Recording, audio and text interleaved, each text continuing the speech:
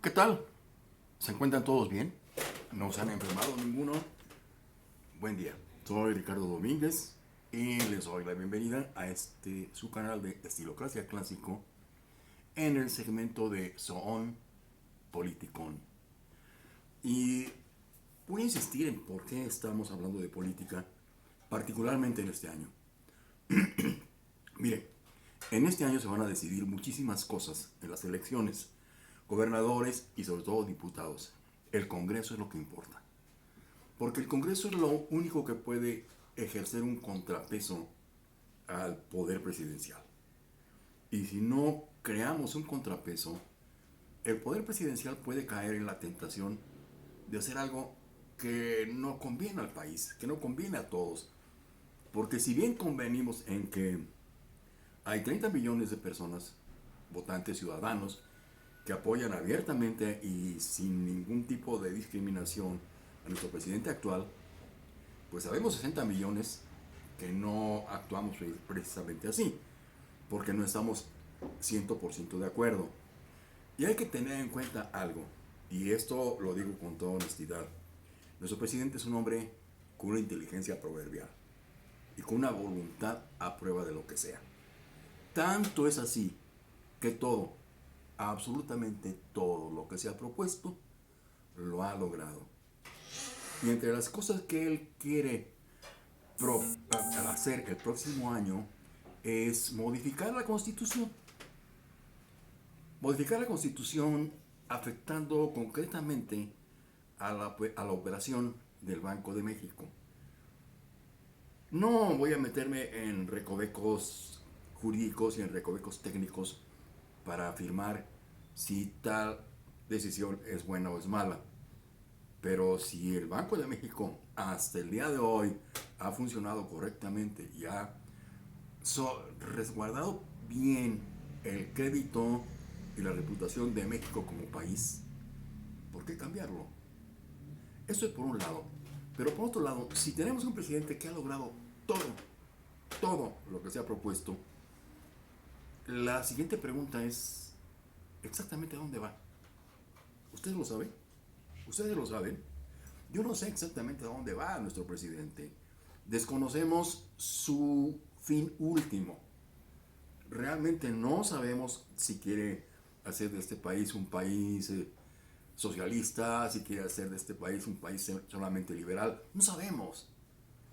Vemos cómo se mueve y escuchamos diariamente una mañanera que no estoy seguro de que debamos creerla al 100% porque parece más diatriba que informe. De manera que no podemos fiarnos de eso, no podemos fiarnos de lo que nos dicen los medios, particularmente los medios que están a favor, y de lo que nos dice el presidente, porque no sabemos exactamente a dónde va. No ha sido claro en sus objetivos.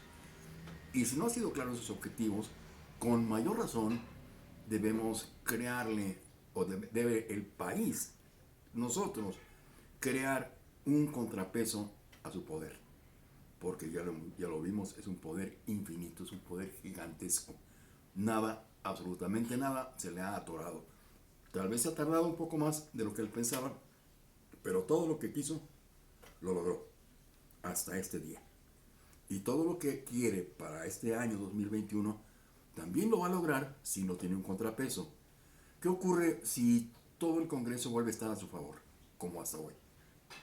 Que cuantas modificaciones a la Constitución él proponga van a ser perfectamente aceptadas. Y no sabemos de manera clara cómo nos puede afectar. Ahí es donde creo que todos debemos ser conscientes, todos debemos tener una participación política. Perdonen, pero vivimos aquí. Tenemos que ser partícipes de la política, no podemos pasar por alto. No puede valernos gorro. No podemos decir qué me importa. Sí, me importa. Sí, me importa a usted. Sí, nos importa a todos nosotros la política, querámoslo o no. Y es momento de que entremos con el único instrumento con el que contamos los ciudadanos de a pie, con el voto. Esto es para que nosotros vayamos teniendo un criterio. Yo no soy incapaz de decirles a ustedes, voten por tal o voten por tal, cada quien tiene su conciencia, pero es justamente esa conciencia la que tiene que estar purificada, la que tiene que estar muy afinada, muy bien pulida, para que podamos entender lo que podamos entender, porque, repito, nadie hasta ahora entiende exactamente hacia dónde va el gobierno de nuestro presidente. Y es el gobierno de él. Él no tiene acotaciones, él no tiene límites, él no tiene contrapesos hasta este momento. Es su gobierno y por lo tanto es el gobierno de él el que no sabemos exactamente a dónde va. Y como no lo sabemos, insisto, hay que crear un contrapeso para que no ocurra algo terrible o algo que no deseamos, o a lo mejor ocurriría justamente lo que todos deseamos y nos convierte en un país próspero y exitoso, y que todos tengamos trabajo y que todos tengamos seguridad social y servicios médicos sociales, etcétera, etcétera. Como decía él, un servicio médico como el de Dinamarca, ojalá que pudiéramos tenerlo, pero ¿cómo le vamos a hacer? ¿O cómo le va a hacer el gobierno? Porque nosotros, ¿qué podemos hacer? Lo único que podemos hacer es ejercer nuestro derecho a votar para que exista un contrapeso. Porque no solamente hay una persona que piensa, hay muchos a su alrededor que piensan, pero no tienen voz y no tienen voto. Y piensan bien. Analistas, académicos, intelectuales y ciudadanos de a pie como nosotros, que podemos tener alguna idea, por lo menos tenemos claro que tenemos claro que no entendemos a dónde va. Y eso es lo que, ya sé que algunos de ustedes van a decirme que queda muy claro hacia dónde va. No es cierto, no es verdad, no es cierto. ¿A poco me van a decir ustedes que la seguridad ha crecido, que se ha disminuido el crimen organizado? ¿Me van a decir también que los servicios de medicina se han incrementado? ¿Y qué tal el manejo de la pandemia? Y ahí es donde tenemos el mayor problema y la mejor prueba de que no siempre el que cree ser el único que piensa es el que piensa. Y no siempre son sus decisiones las mejores decisiones. Me voy a permitir leer esto que acabo de leer aquí en mi periódico, que es una publicación de una revista que se llama BMJ, que es una publicación médica con 170 años de trayectoria. Es la más importante de Inglaterra y es la cuarta más prestigiada del mundo. Y cerró este año con un demoledor reporte que puede usted encontrar en el https://www.bmj.com content-371bmj.m4952. Este es un informe sobre México como uno de los países con la peor estrategia frente al COVID-19 y adelantó una estimación sobre la medida de esta incompetencia. Dice así: tendremos 161,000 muertes antes de que concluya abril, más de 22,000 solo en la capital del país.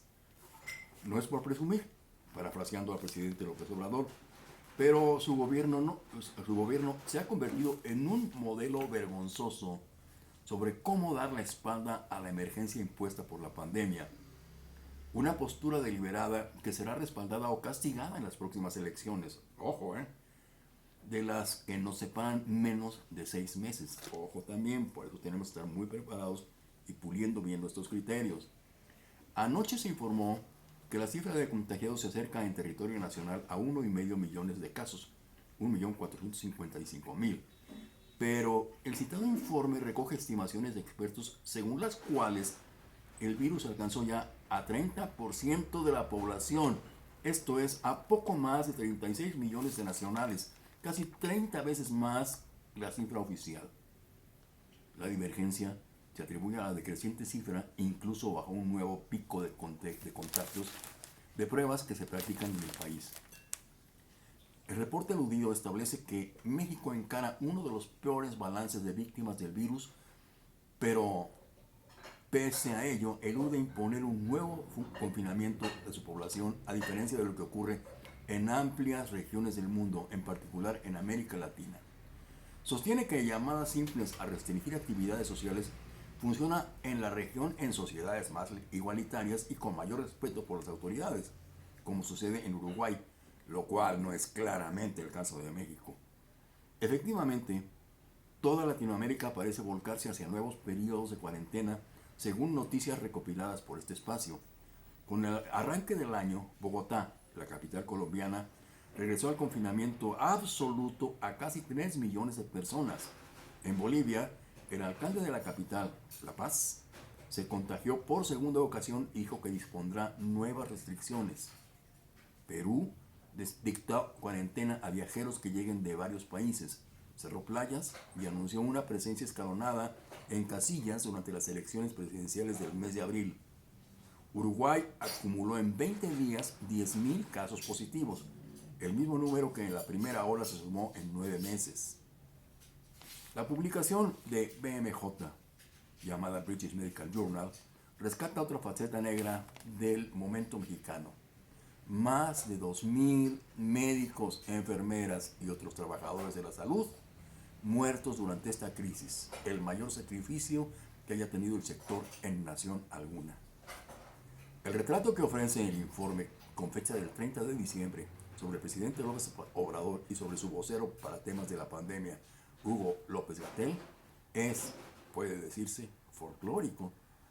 Respecto al primero, rescata el episodio en el que mostró una imagen religiosa que lo protegía, su amuleto, y dice la revista, millones de sus compatriotas no han tenido la misma suerte. Así sentencia de manera lacónica lo que ha ocurrido. Y de López-Gatell cita su declaración luego de que un directivo de la Organización Mundial de la Salud, OMS, llamó a México el 30 de noviembre a mostrar mucha seriedad en el manejo de la pandemia. Y López-Gatell respondió que mande el mensaje por vía diplomática.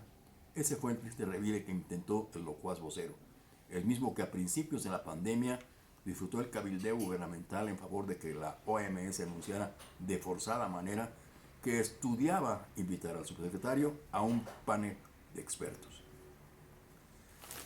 Y así va a seguir corriendo esta información durante todo este año, misma que nosotros trataremos de exponer a ustedes para que ustedes tomen su decisión en el mes de junio cuando nos toque votar. Pero es muy importante que salgamos a votar porque necesitamos generar un contrapeso al poder presidencial. Ahí está la prueba, ahí está lo dicho por expertos. Muchísimas gracias por su atención, muchísimas gracias por estar con nosotros y bueno, desde luego que esperamos las réplicas y las disidencias, porque nosotros no somos portadores de la razón ni de la verdad, porque ¿qué es la verdad? ¿Qué es la realidad? No sabemos, de hecho la realidad no existe. Las realidades uno las fabrica, uno las construye en la mente. Por eso es mejor estar revisando todo lo que ocurre y lo que piensan los demás para que podamos tener un criterio más definido acerca de lo que vamos a querer cuando nos toque ir a votar. Que tengan una feliz semana y nos vemos en el próximo Zoón Politicón de Estilocracia Clásica. Que les vaya muy bien.